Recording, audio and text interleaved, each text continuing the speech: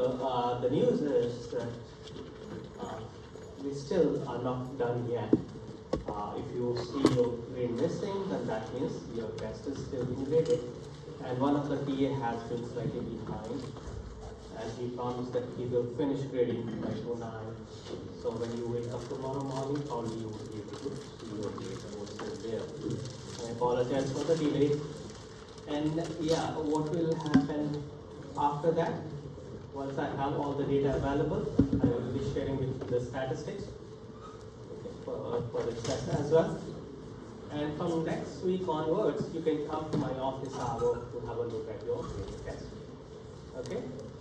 So tomorrow, I'm not planning to do it from tomorrow onwards, because from tomorrow actually, because I would like to sort the test so that when you're coming, probably I don't want to waste much time. Otherwise, it will be linear search. Okay, because it's not sorted yet. So wait for the announcement. Wait for announcement, or I would say let's wait for the next week.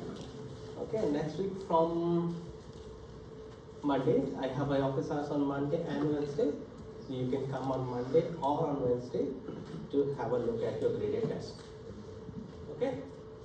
And yeah, you should expect homework number 3 also posted in a few days from now. Okay, so let's see what we were doing. A very important topic about modeling, and we started the discussion, right? Like when we have to build our model, then what should be the philosophy or what criteria we can follow. So we already looked at 2 approaches. The first one was Occam's razor, very simple, where we said that when we are given choice, when the 2 models that we have are performing almost to the same extent, we would prefer the model which is simpler. And then in the next approach, we discussed the bias and variance concept, which was again very interesting, very important, very standard. And this is the third philosophy, which is by a very successful data scientist, Ned Silver. So we will start today's lecture with his recommendations.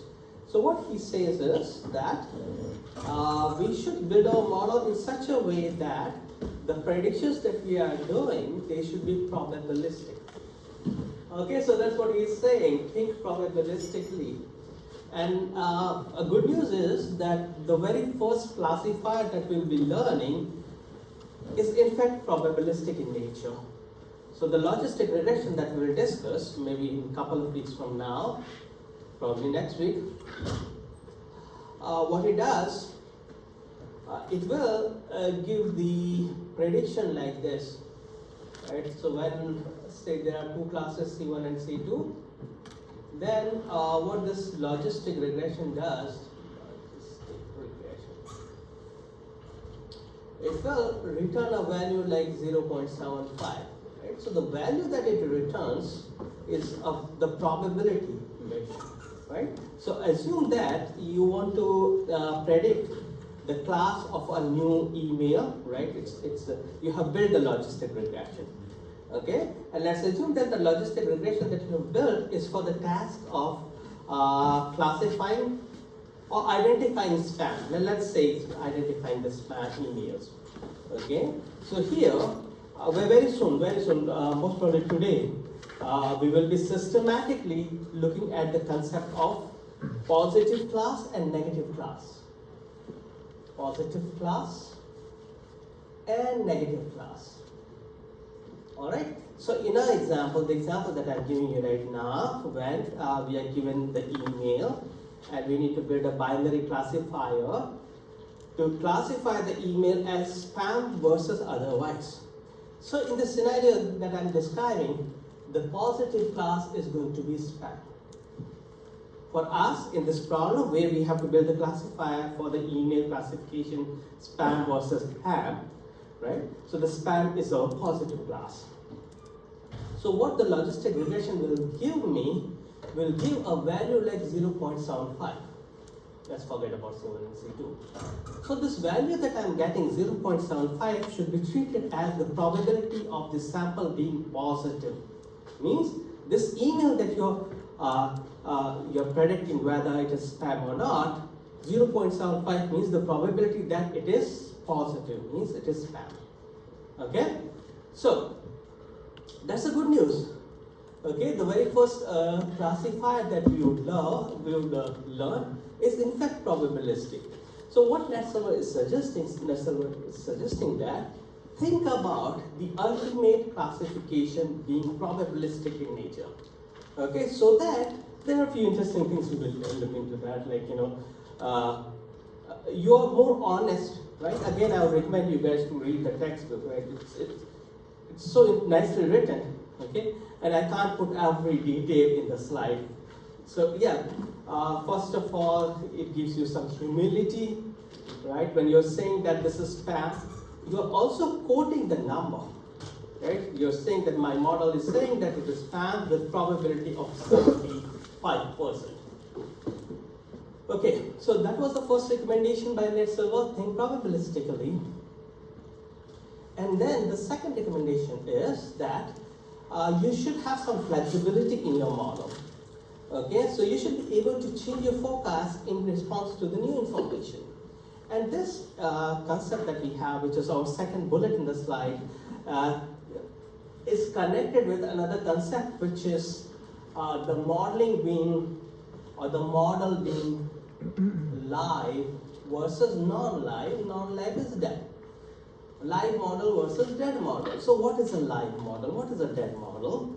So if you're thinking about building a model, then we will call it as a live model if you have the scope of continuously training your model. Okay, so continuously training your model would be that you're not happy with the building that model or training that only once. It is possible, right? So a bad news would be, well, bad news I'm saying because I'm not expecting you to build your project which will be a live model. But you can impress, right? You can think about making your model live. Because by making your model live, you'll have to take care of this, a continuous training thing. You'll have to provide the provision where your model is trained continuously, maybe every 1 hour, every single day, in a week, so on and so forth. So, his recommendation is that your model that you're building should have the scope of incorporating new information.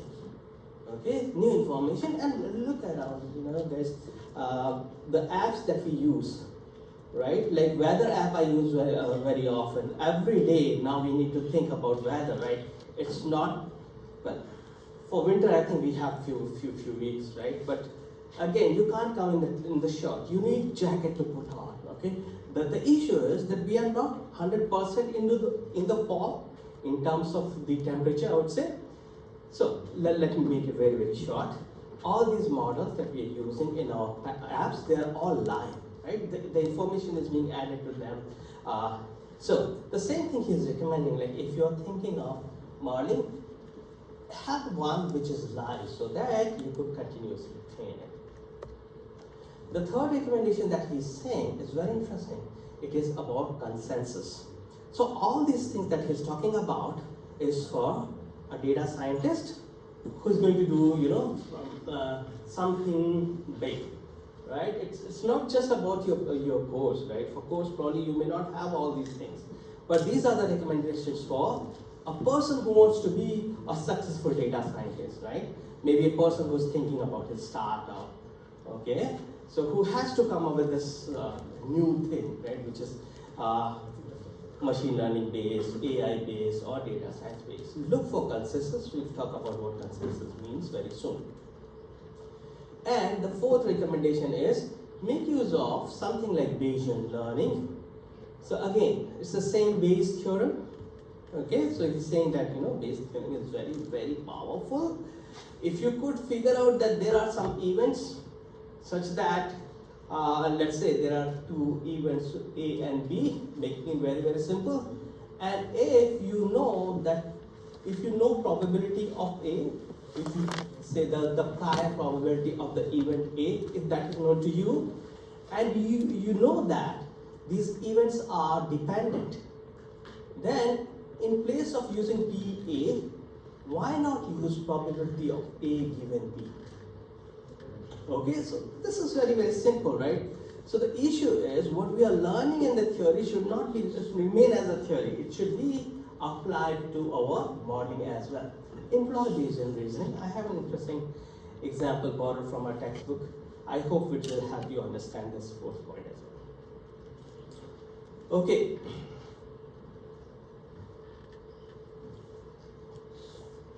Here in the very first bullet that you're looking at is highlighting the same thing, which is about the output of your model.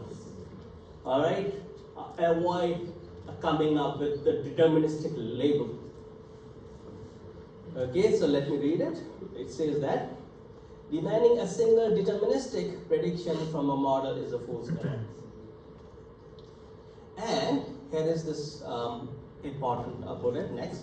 It says that good forecasting models generally produce a probability distribution over all possible events.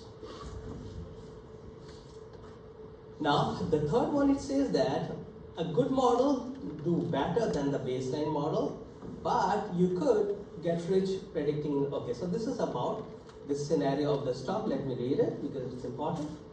A good model do better than the baseline model, but you could get rich predicting if your stock market goes up or down with the probability of 0.55.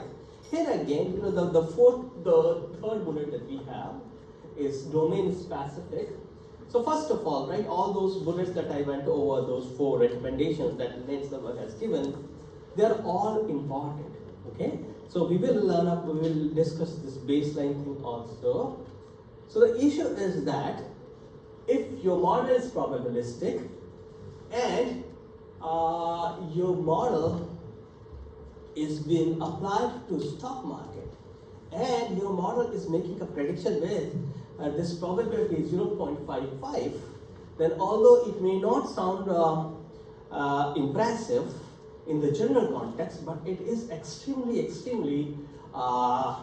good in the context of stock market prediction, because stock market prediction is such a complex task that even 0.55 is going to make a very good sense. Now, when you are doing your probabilistic modeling, you need to make sure that your model should follow the probability rules, which says that when we are giving the probabilistic score, right? Let's think about it. For binary case, it is simpler, right? In binary case, you will have class A and B, only two possibilities, right? Like spam versus non-spam. For a multi-class classifier, right? So did we discuss multi-class? If I ask you multi-class in your quiz 2, how many of you think you can answer what's a multi-class classifier? Did we discuss that? We will discuss very soon, maybe, right? But before that, did we do we know multi-class? Binary is 2, right? Multi would be more than 2. More than 2 is a multi-class classifier. So let's think about the multi-class. For binary, it is simple, right? Why? If P of A plus P of B is equal to, is going to be 1. Right? For binary case, it is very simple. If the probability of A is, say, 0.8, then your probability of B will be 1 minus 0.8. Okay, so very simple. But in case of the multi-class, for multi-class, let's have a very, very simple example. Review. The review could be positive, could be negative, or neutral. Alright? So, it's slightly interesting, and we will address this kind of issue when I'll be teaching you about classifier. That will be in the logistic regression topic. When we deal with multi-class classification, then what we do, well, I don't want to discuss it right now, but it won't help otherwise. Okay. If there are these three classes, right? Say this is positive, this is negative, and this is neutral. Right? So what is done actually, one of the approach is to use three binary classifiers. Is that making sense? I know this topic I should discuss a little later. Right? For two classes, say A and B, one binary classifier is good, right? Are you with me? Just draw a line between A and B. If it is linear, it will be good. But if there are three classes that you want to, if there are, this problem is three-class classification, and I am saying let's use only binary classifier, how will you do that?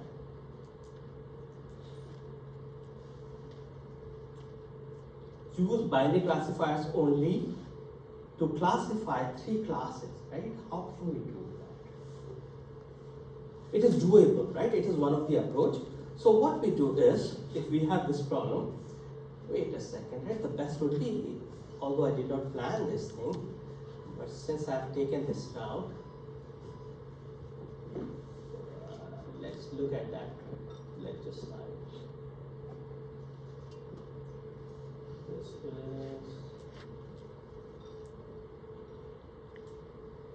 class logistic regression. I'm not teaching logistic regression right now. It's only about three-class classification, because there is a point which I need to explain here. Here.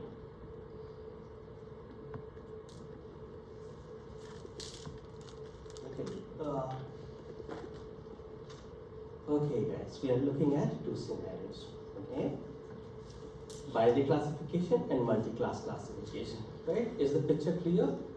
Right? If you look at this picture, then here, let me mark in the picture A versus picture B.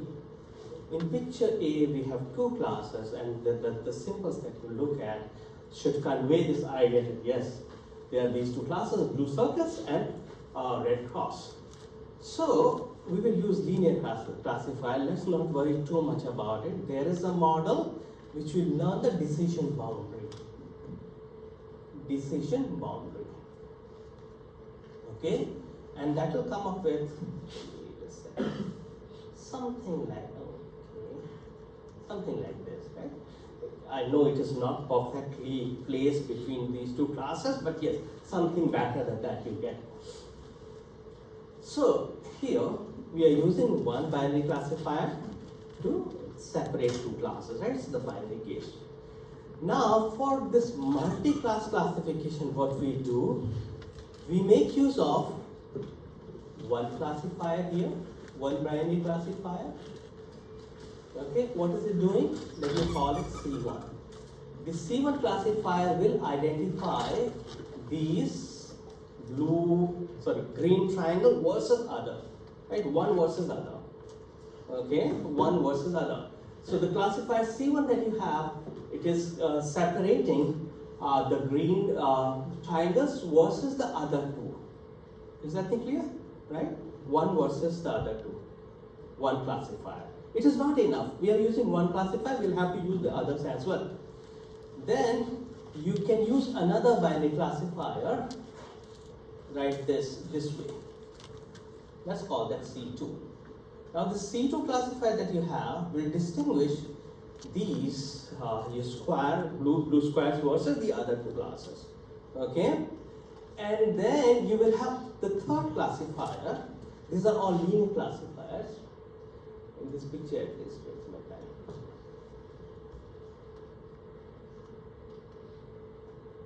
Okay? Call that C3. Now, is this concept clear? One of the approach to deal with the multi-class classification is to use binary classifiers, more than one binary classifier, right? Here in this case, we need three classifiers.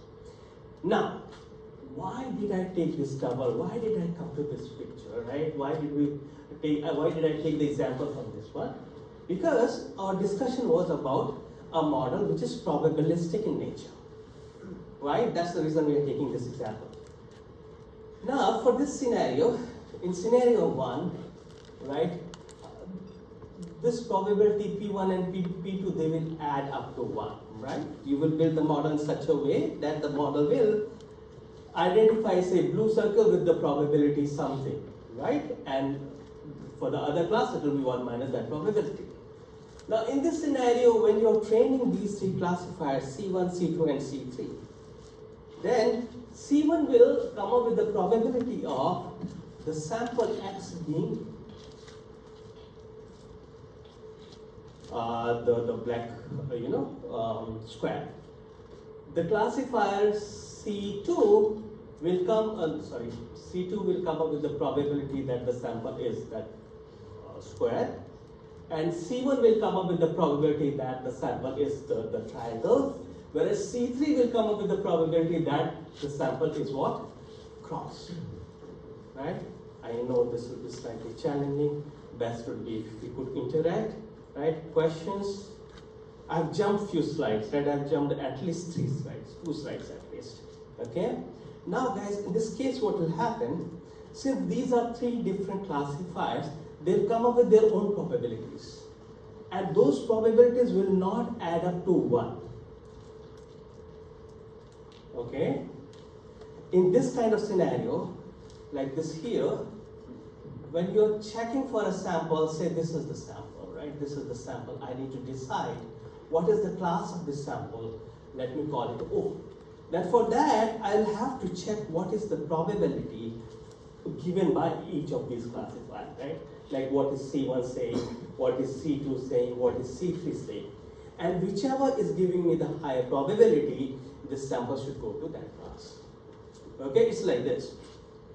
So in this scenario, the probabilities won't add up to 1, but they should add to 1, right? So what we do, in that case, it is our responsibility to normalize the probability in such a way that it adds up to 1. I know I can see the expression and all. Sorry about that. But I hope this should help here. Okay? The only reason I went there was to highlight this point that we should make sure that whatever model we are building, like this complex one that I was showing you for multi-class classification, there also the probabilities, they should sum to 1. Okay, so the basic rule of probability should not be compromised if you're making your model probabilistic. The other approach is similar, like the probability can never be negative. This is also we need to keep in mind. Then the third point says that, well, we will have some scenarios where the events would be rare, and if the events are rare, then definitely the probability will be very, very small.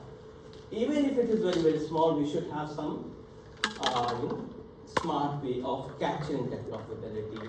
Maybe you are taking something like log.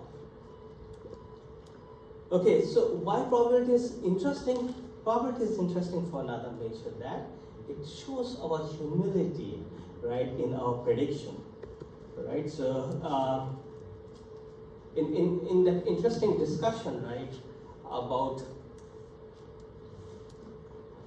Ned Silver's prediction, actually, in one of the elections, all the models they failed. In forecasting one of the elections, all the models failed, and the only model who did slightly better was Ned Silver's model. Okay, where he gave the probability of the candidate who won was highest by Ned Silver. Okay, so the point is this, like, probability is also important for the reason that it reflects the humility of your model. Alright, now it will get a little systematic, right? Now we'll talk about some math. So here we go. This function, very, very important in machine learning. Logistic function.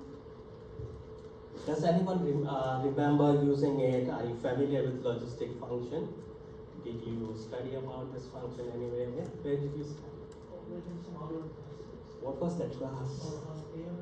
AMS, okay. In what context?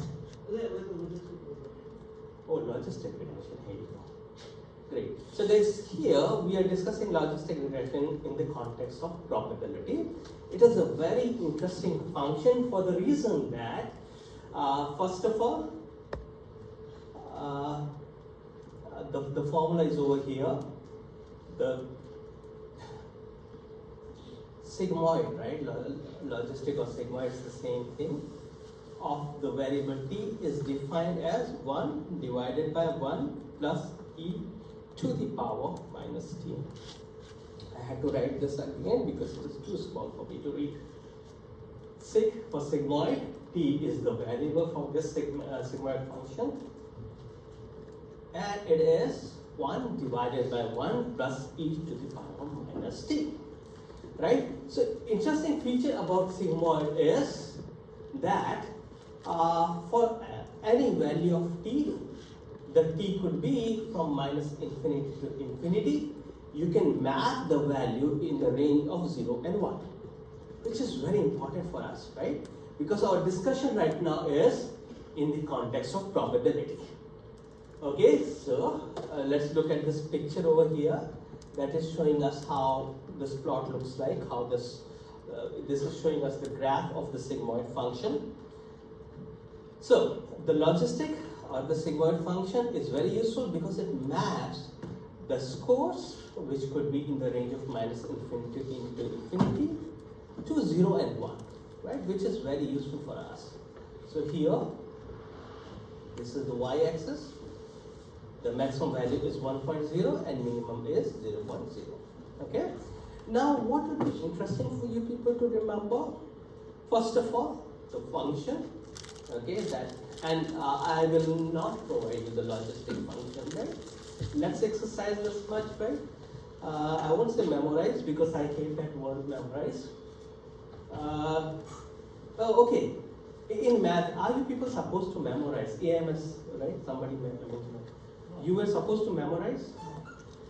So how was the test like actually, right? Like the quiz and all. If you were to, what was that course? So data mining. Data mining, okay. So in that data mining exam, you were supposed to get the numerical problems also to solve? Sometimes numerical problems, sometimes conceptual. There are some properties of the content. Why are they useful? Why would you use them? Those kind of things. Okay, so how about this? If the only exam that we need to worry about right now is your quiz 2. If I'm asking a question on sigmoid, how many of you think that you'll remember the sigmoid function? Yeah, decent number, right? For the time being, let's assume that you will remember. Okay, I'll do a review and we'll determine during the review whether I should provide this function to you or not. So even, no, I should not provide this function. If I provide this function, then there's no point asking this question. So guys, let's look at its property, okay? What will be the value of this function when t is minus infinity?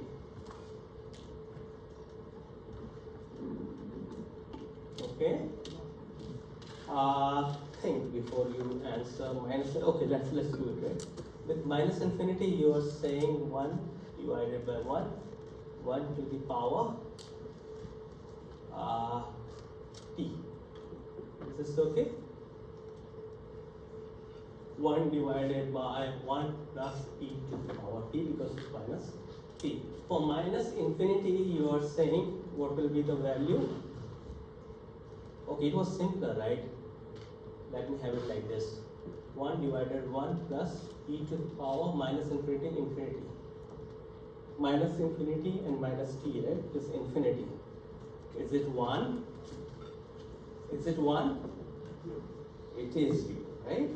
Right? So, sometimes I believe that yes, every student will get it right. But some students do get it wrong, right? Little, careful. It's a very simple question, careful, okay? You have to simply put the numbers and figure it out.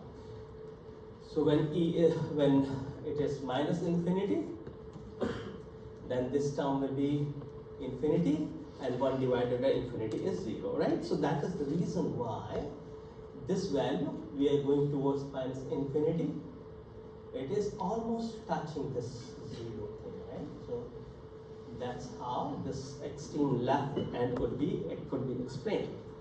Now, if this is infinity, then what will happen? 1 divided by 1 plus e to the power minus infinity. E to the power minus infinity is what? Very, very small value, right? Almost tending to 0. If that is the case, this is, see, 1 divided by 1 plus e to the power minus infinity. This is tending to 0. So the value would be 1. Okay? So that explains this value. Alright? As it tends to infinity, the value of sigma t is tending to 1. Alright? And how about another interesting value? Where e to the power 0. Anything raised to the power 0 is 1. X raised to the power 0 is 1, right? So 1 divided 1 plus 1, which is 0.5, right? So here, that's the value. Okay? Good? So yeah, I think this much is enough for sigmoid function.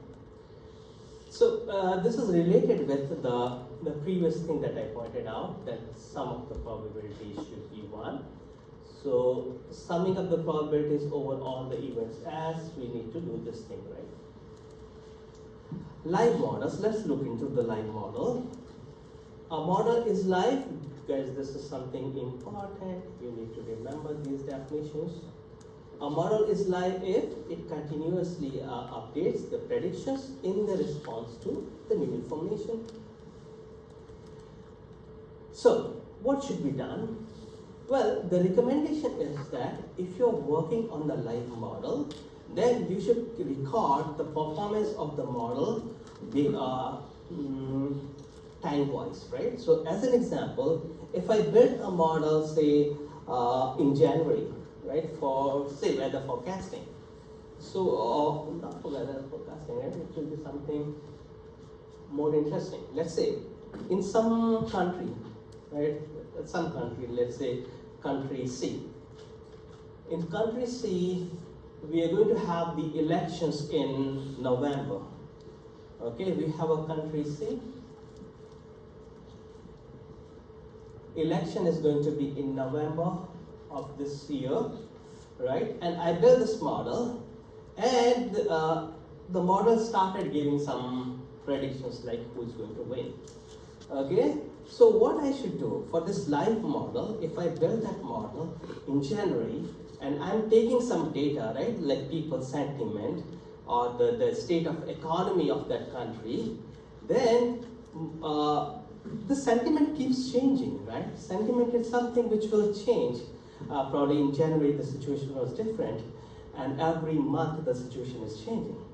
So my model should also record the predictions that my model is doing.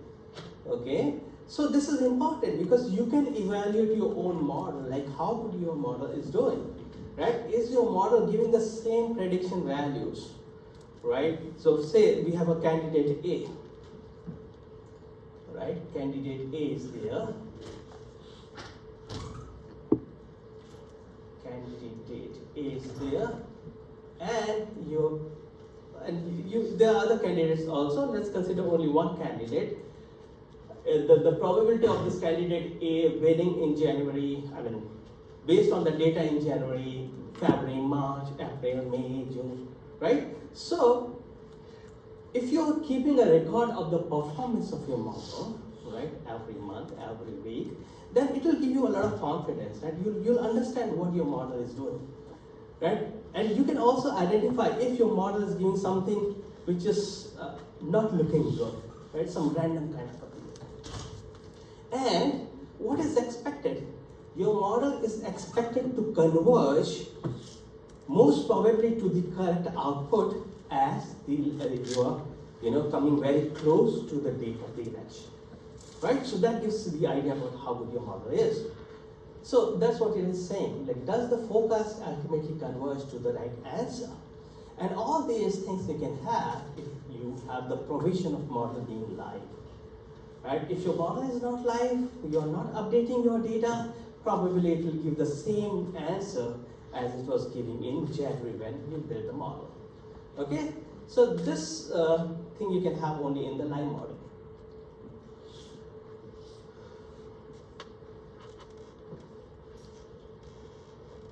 The next bullet that I have, I think I already explained. Let me read that. So the live model that you have, does it display the past forecast of the, so the user can judge the consistency of the model. Same thing, right? If the model is consistent, that will be reflected in the results. Okay? Oh yeah, so how do we evaluate whether our model is live or not? Whether you are retraining your model or not. If you are retraining your model, now again the question is, when we are saying retraining, then it should be evident that in retraining we have a fresh data. If you are retraining this model on the previous data, that retraining is useless, right?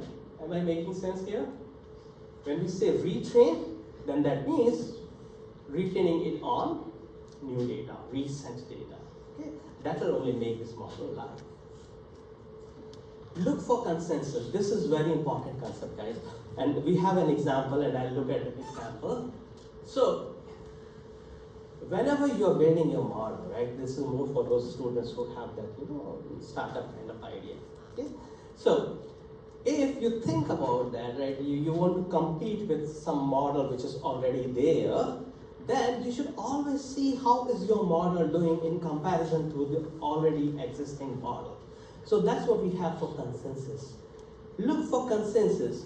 When you have taken some task, right, in modeling, then see if there are also competing forecasts, competing models which are forecasting doing the same thing that you are doing, just to compare and see where are you headed. Okay, where are you headed? So let me see if I could make it more concise with the help of this example, right? So this is an interesting example from a project that was undertaken by Google. So what they did, it was around 2012. So they came up with a model to predict the output spread of food. And what they did, you're looking at the results. I'll discuss about the results later.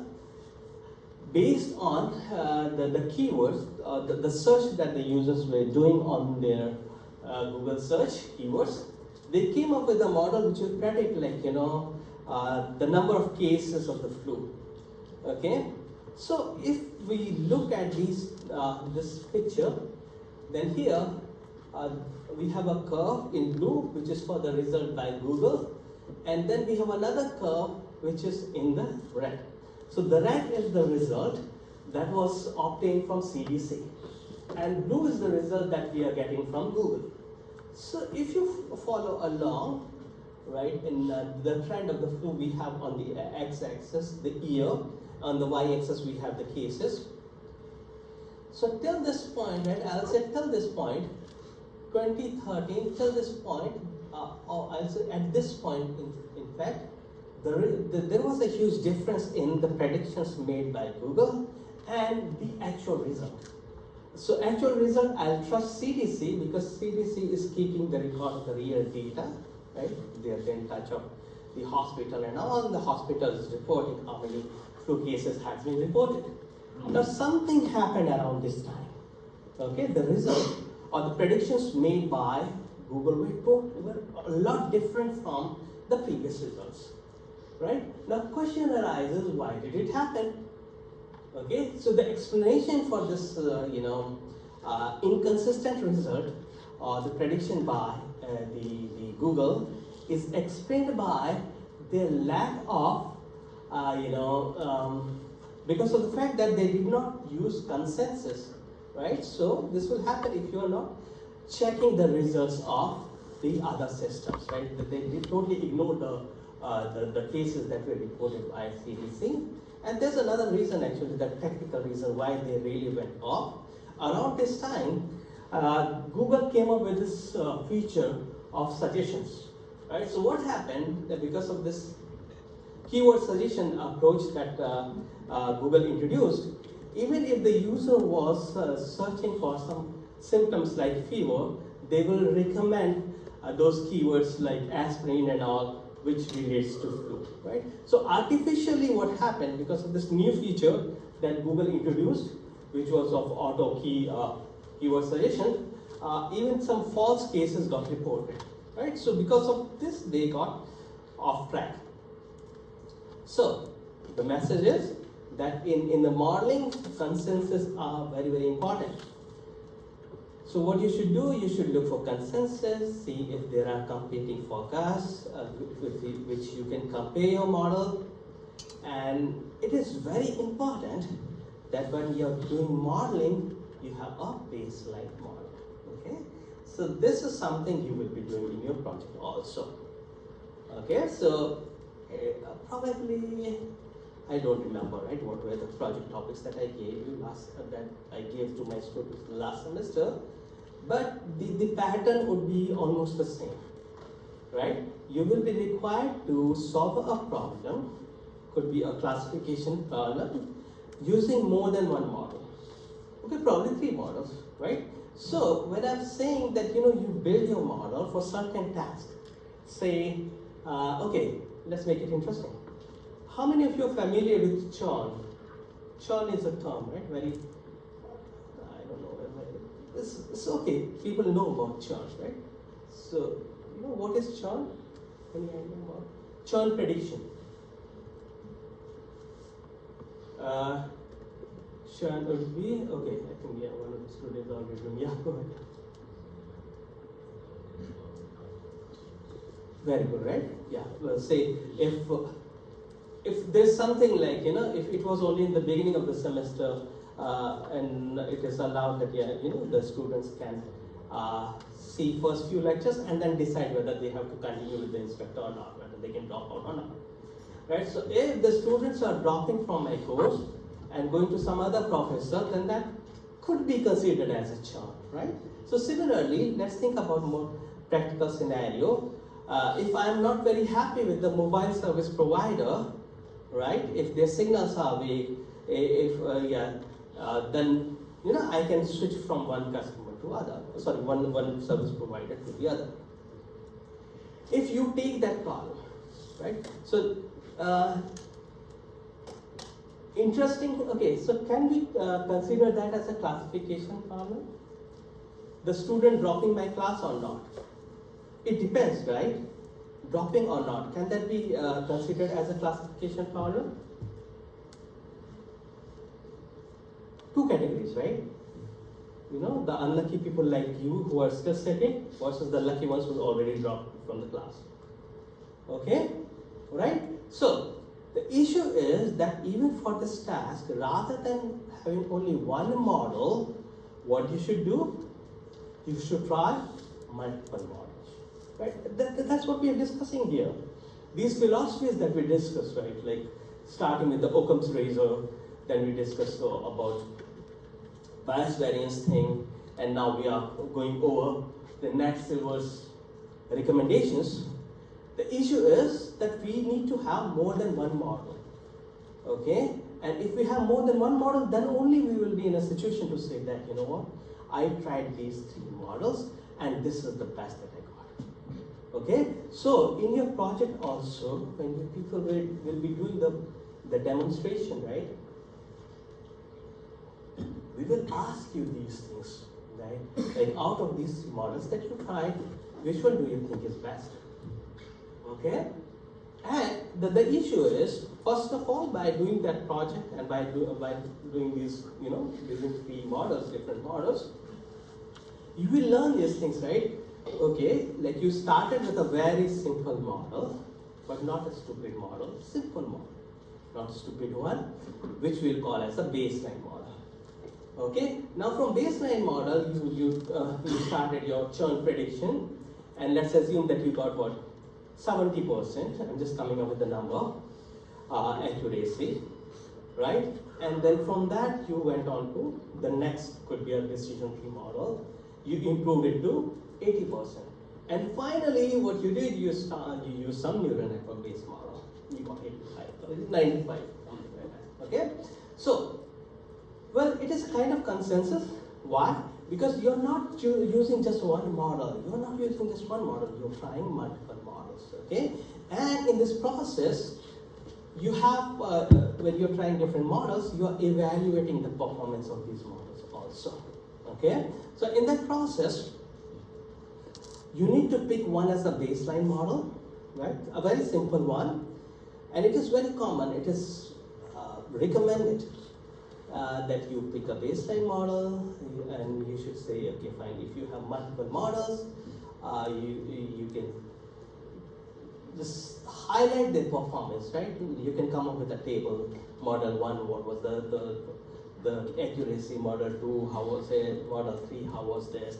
And then you need to draw a conclusion that yes, out of these 3 models that I tried, this one was the best. So, in fact, that falls in this category of consensus only. So, well, what is your baseline model? That is something you need to figure out for your project or the task that you're undertaking. And do you have multi-models, multiple models, and these should be different? So that you could also get an idea about which model is doing best for your problem. Okay, and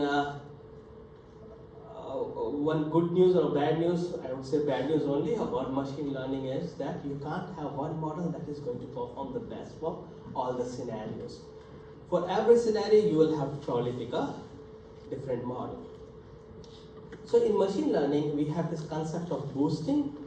So boosting is a machine learning technique which explicitly combines ensemble of classifiers, right? So this we are not discussing here. Just remember that yes, we have boosting. This I already discussed.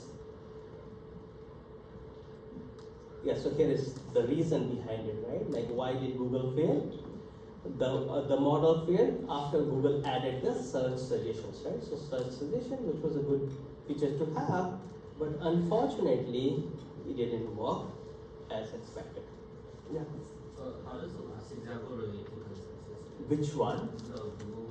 The Google one relates to consensus for the reason that Google should have followed like what is happening here, right? So I don't know much detail, but how it has been, used in the textbook, it says that, well, interesting question, right? So I would say, let me see, we are able to identify that Google had a problem only when we compare the predictions of Google with the ground truth, right? So rather than saying that yeah, Google didn't realize they had a problem, let's frame it like this. Yeah, they got to know about their problem when they were also looking at the ground truth, right? Or consensus, they had another model to compare. So the same thing can be thought of for any system which is doing some prediction modeling kind of thing, right? They should not assume that they are the only people who are making predictions. They should also look at other systems doing the same thing, so that if, say, my prediction is in this direction and all the other models are going in the other direction, gives me some indication that probably there's something that I need to double check, right? So that's what we have over here. Unfortunately, the text that we have is not saying that Google totally ignored what CDC was doing. If they had ignored, then probably we can't even identify that there was a problem.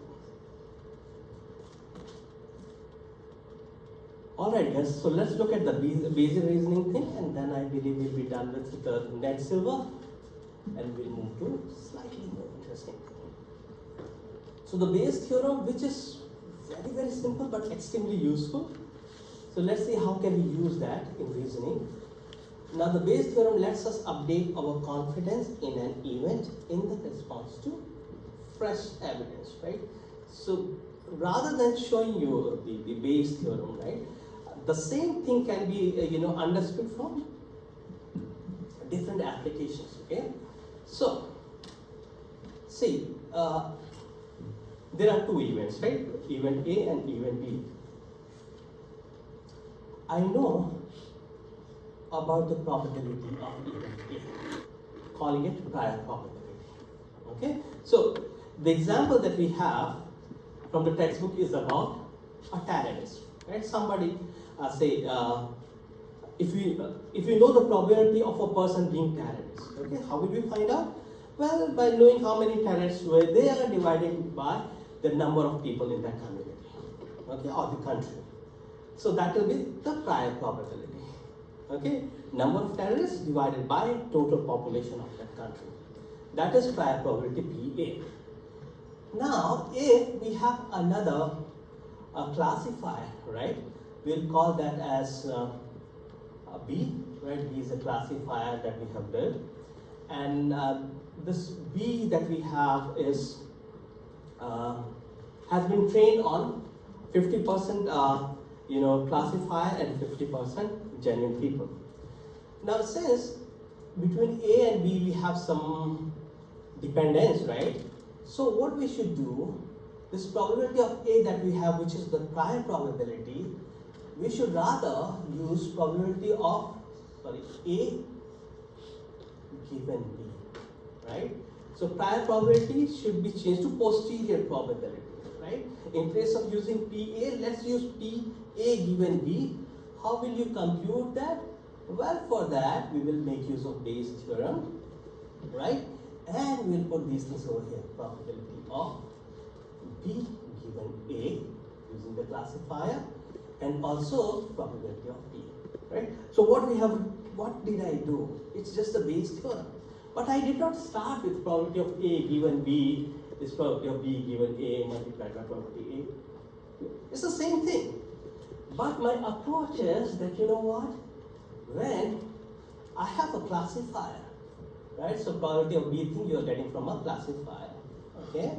Since A and B are now dependent, because I have a classifier trained on this data, okay, which will tell me like what's the probability that this guy is a terrorist and how good it is.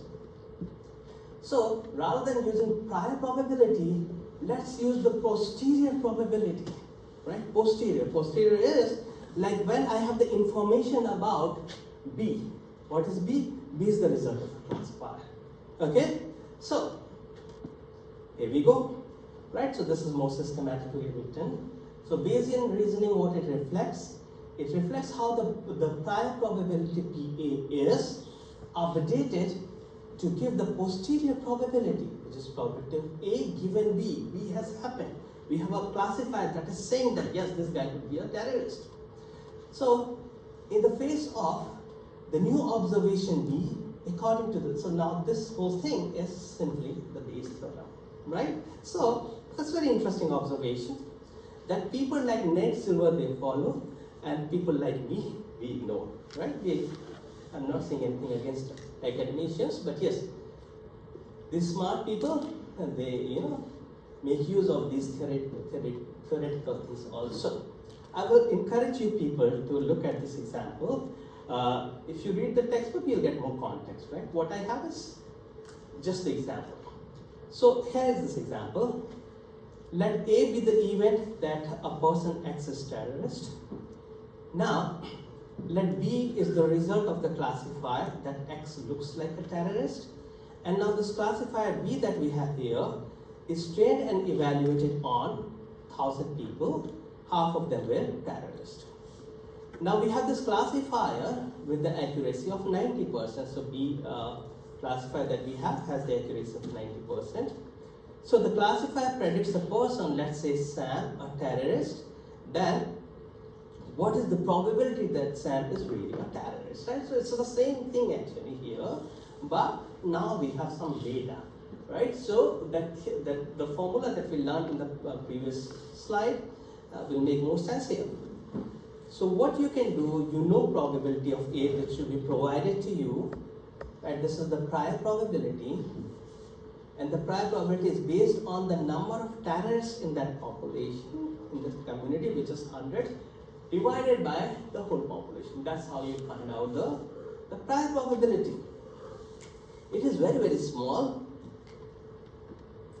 Now, well, what you should do, this prior probability, right?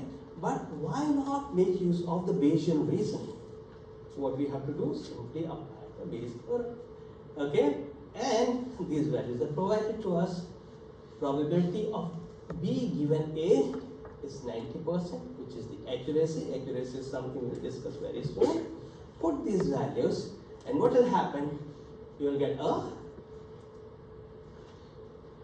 the posterior probability, which is again very, very small, but is higher than the prior probability. Right? So what does this signify? This signifies that, well, we can apply Bayesian reasoning, right? Anyway, let's keep moving. I'm sorry guys, I thought that we are done with this theory, but still there are a few things I need to discuss. So, what are the steps that we should follow when we need to build effective models? So this we already discussed, right? We need to think about the probabilistic model, develop a reasonable baseline model, identify. This is new. We already discussed the first bullet, which says that the model should be probabilistic. Baseline model, we should have one. Okay, and the third one, where I put the arrow, is that you need to identify the most important levels to build some models around. So usually, right, that was my impression also, right? Haven't done much of of real life projects. If I'm given a problem again, this is how I have been trained. I would think about building a model at one level, flat model, right? One level. Now the recommendation in our textbook is that we should also think about a model which has several levels, right? Multi-level modeling. So what does that mean? We'll discuss about that very soon, right? Building a model which is kind of hierarchical, and it has multiple levels, right? So what will happen? Probably I think we have this thing. Okay, we'll discuss that soon, right? So I'm not discussing that in detail. But the point is that, yeah, it is possible and it is recommended that if your problem is really complex, don't have just one model at one level which is being fed all the features. Think about modeling it with several sub-models, okay? And another issue is that in order to correctly evaluate your model, you need to test your model on out-of-sample predictions to see how is that model doing. So let me connect that to the real life thing, right? If I were to truly evaluate how I am doing as an instructor, right, and how my students are doing in my class, what should I do? I should give you no hints at all, right? Like those practice tests and all, reviews and all, out of the window. What I should do, I should come up with some questions, probably from some resource that you have not even seen. That will be the true test of how good my students are doing, and before that, how good I am doing, right? Same thing is applicable for your model also. Alright, so in order to evaluate how well your model is doing, it should be tested on the data that the model has never seen at all. Okay? So that's the final point over here. Test your model with out-of-sample predictions. How is that doing on the data that it has not seen at all? And these things actually we do, right? For your project again, you will be given the data, and it will be your responsibility in most of the cases to use the same data but split that into two halves, right? So first half could be 80% of the data you'll be using for building your model, and the remaining 20% of the data you will use to test how well is your model doing. Okay guys, now again, I was excited today because I thought I'll be discussing the math stuff again, but I'm sorry, there are a few very important theoretical things that we need to discuss. First principle model, okay? So I'll let you people read this thing, and I'll pass on this sign-up sheet. You'll have to pass it on to her. Thank you so much.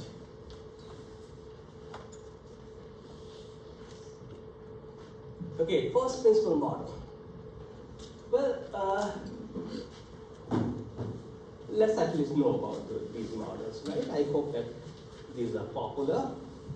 The first principle models are those which are based on some theoretical explanation of the system, how the system works. Right? So this has to do with our data science thing, modeling again. What we are, at least what I encountered are mostly data-driven models. Data-driven models are those models where we know nothing about the system, right? Like the churn prediction thing, or any other data, right? Like stock movement data and all, spam and non-spam thing. In most of the cases, what we have is the data only, or model will learn from data itself. We may not have any theoretical explanation of how the data has been generated. But for some systems, right, I would consider more with the, fields like physics. Okay, if you're getting some data which has been generated by some physical phenomena, right, which has been very well understood, where we know the parameters that are generating the data, where we have a very well defined mathematical formulation and all, we can use first principle models, right? So one more time, first principle models are those models which are based on some theoretical explanation of how the system works, right? Like if we have some scientific formula that explains how the data is being generated, then their first principle models are used. Whereas these are the most common models that are used in data science or machine learning, where the models are driven from data. That's the reason we call them data-driven models. So the data-driven models are based on observed data and the correlations between the input and the output value. Okay, so that is one criteria, right, in which you can distinguish whether your model has been, or whether we can go with the first principle model or data-driven model. Now for data scientists, it is possible, right, if the data is given to me, and if with the data I have been provided the information that a part of the data has been generated following some principle, then I should not ignore that principle. Okay, because maybe not all, the whole data is explained, but a part of the data has been explained by some phenomena. Okay, so what a data scientist should do, if we know this information, then we can build a model which is a mixture of both, which is data driven as well as first principle model. But the bad news is, as based on my experience, very rarely do we get very good, explanation of how the data has been generated. Okay, but that doesn't mean that all the data that we'll be getting will be random. We might get some data where first principle could be applied. Now the question is, when we have to decide about baseline model, then what are some recommendations? So in modeling, the first step is to assess whether the model you have eventually built is any better than your baseline model. Okay, so that's the first step, right? You need to start with a baseline model. Okay, so as an example, say I'm doing some classification problem, right? So for that thing, my baseline model will be logistic regression, and it is very common. People start with baseline model as logistic regression, and yeah, let's assume that I got the data, worked on it for a month, and then I started getting the results of my baseline model, which is logistic regression. And then I thought, okay, fine, let me try something much better, right? Like deep learning based, neural network based model. And for that, say I spent again a couple of weeks, or maybe one more month. Now, there should be some, I should know whether my results with the deep learning model is better or not. How to do that? Simply do the comparison of the performance, right? whether this deep learning model that I have built is doing any better than logistic regression or not, right? That's what we have over here. Now, only after you decisively beat your baseline model can your models be deemed effective. Now again, let me map it to your project, right? Then it will sound a little interesting. If we are saying, right, you can work in the team.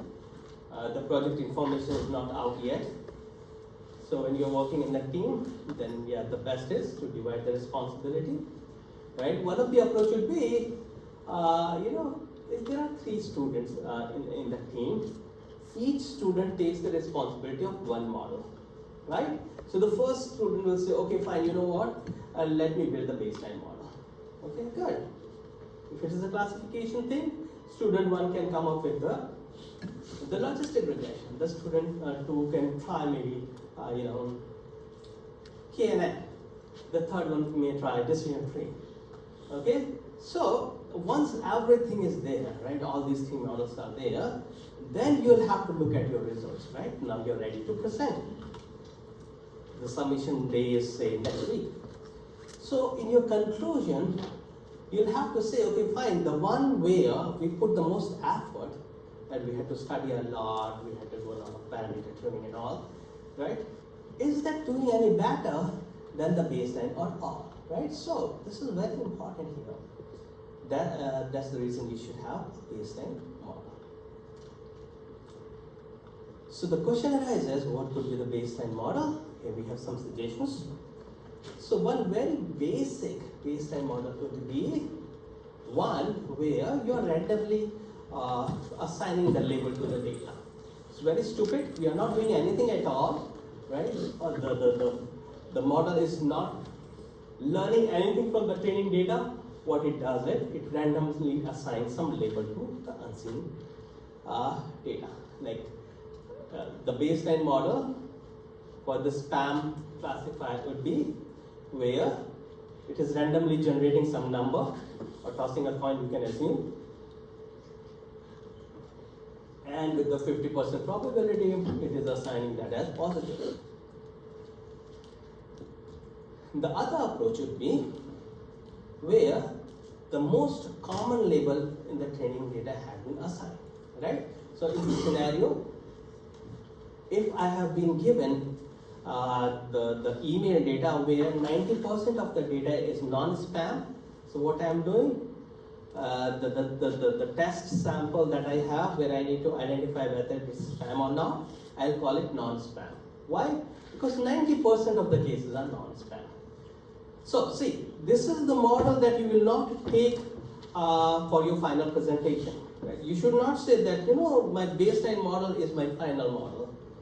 Right? Then we won't, then what we'll do, we'll leave that on us. Okay? So the issue is, but it is a useful baseline model. Okay? It's a useful baseline model where what is happening, since 90% of the sample that is given to me has non-spam email, whatever you're giving me, I'll call that as non-spam, right? Which will have a decent accuracy. And the challenge for you will be to come up with a model which is doing better than this one. Okay, we'll discuss that thing later. Okay, unfortunately, as I said, right, I can't take another midterm exam, but I'll take a final exam. All right? Yeah, final exam is there. What looks like very, very trivial and obvious right now may not be that trivial and obvious when the question is being asked. Right? So you might have got some flavor in midterm exam. The scores are okay, not that bad. I don't have the statistics, right? So make sure that you understand these things, right? I know this is a little theory, but when these things are mixed with the performance measure, something that I'm excited about discussing in the class, which probably will come in the next class only, these things will make a lot of sense, right? And will help me with very good questions in the exam. Okay. So another baseline model could be the best performing single variable model. I've done most of the talking today. Let me see if anyone from the class can attempt to explain to me what does that mean? Best single variable performance model.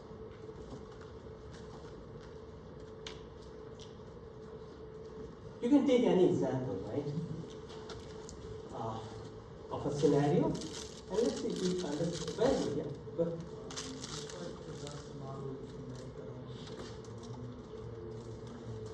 good, 50%. Let's take an example. You're right there, right? Let's use one example to make sure that you know. Maybe like if you want to predict the weather. Very good. Your best performing single variable model would be using account pressure. Very good, right? Good. That's what it is. Good job. So guys, well, we'll be given some data, and we are using. We need to make a model out of that data. Let's assume that the data has 10 variables. Still making very simple. Let's stick to the example that he has given, when we have to predict the weather based on some 10 input parameters. Right? There's a target variable, which could be, what would be your target variable? What do you want to predict? You could be trying to predict the Chance of rain. rain, yeah, the chance of precipitation, chance of rain. That's what we want to predict. That's our target variable. Binary, it's raining or not raining, right? So there are multiple features. He pointed out pressure is one.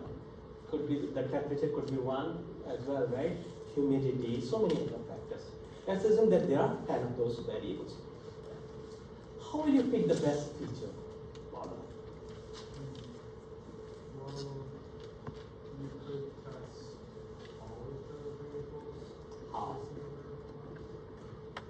for a single variable model. I think you know the answer, right? But so what we'll do, he knows that, right? For these 10 variables, how will you check which variable is best for predicting the chance that whether it's going to rain or not? Some kind of correlation. Let's think about it. Right? Correlation is maybe something smarter we should think about. Let's say it's simple correlation thing, okay? And the one that is strongly correlated with the target variable should be considered the best feature.